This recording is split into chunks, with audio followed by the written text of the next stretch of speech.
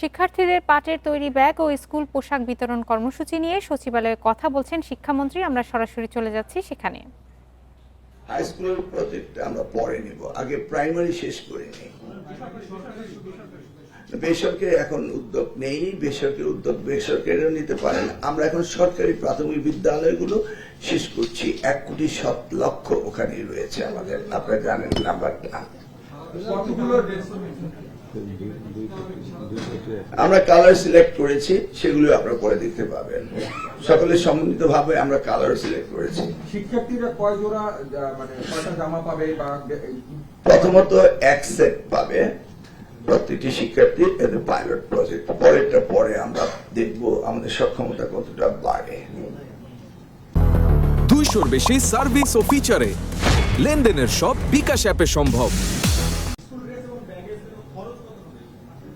এটা ইন্ডিভিজুয়ালরা ওনারা ডোনেশন করবেন, ওনারা জানবেন। এখন আমি আপাতত জানি না।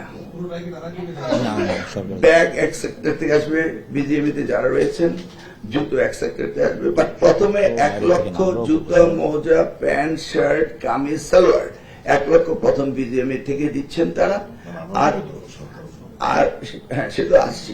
তারপরে বিজিএমই থেকে ব্যাগ দিচ্ছেন, তারপরে আমাদের সরকার থেকে, এলজিডি মিনিস্ট্রি থেকে, আমাদের ministry as a whole total প্রোগ্রামটা আমরা করব, বস্ত্র মন্ত্রণালয় থেকেও। পাইলট প্রজেক্টে প্রথমে আমরা একটি উপজেলা যে স্কুল নেব সেই স্কুলের সব দেব, 1 to 5 পর্যন্ত দেব। হ্যাঁ, বায়োডিগ্রেডেবল পার্ট আমাদের নিজস্ব ব্যাগ হবে। বাবুভাইকে জিজ্ঞেস করেন কিছু, কিছু বলেন। হ্যাঁ বলেন, আপনারটা আপনি 1 লক্ষ। বাবুভাই বলুন।